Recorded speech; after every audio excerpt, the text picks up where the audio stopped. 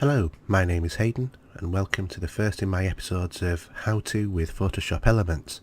Let's get creative. In this episode, what we're going to be looking at is how to do vignettes. Vignettes are a nice photographic effect which will provide a white background shaded right across to a picture. You see it in a lot of old sort of photographs, particularly good for weddings and also for christening pictures. So here we have a wedding picture in question, and we're going to use the marquee tool. Now, depending upon whether or not you've used the marquee tool before, that might either be a square or a circle. Whatever it is, when you click on the tool here, it will go grey and you can select the appropriate one from here. I'm just going to have a normal a circular marquee tool or elliptical, and I'm going to set the feather for this particular marquee tool to be around about 50, and I'm going to draw my circle here,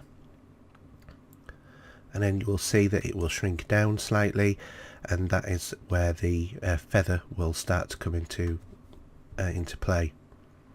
So we want to make sure it's centered on the people here. We can move it around if we want to just make sure we get that properly positioned.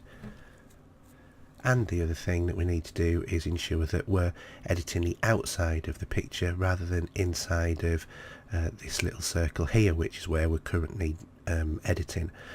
The way the marquee tool works is that you can't edit outside of the marquee area, which is anywhere within the dotted lines, or as I call them, the marching ants. So what we need to do is go to select and inverse, and then we get the marching ants around the edge and also the ones still there as well. Then we need to ensure that we have the correct colour. Here we've got the colour swatches here. White is already set as a background colour. If it's any other colour, you can just click on the default and it will set. You can swap it around if you wanted a black. Also, you can change the colour by clicking on it and selecting the colour that you want as appropriate. However, I just want plain white.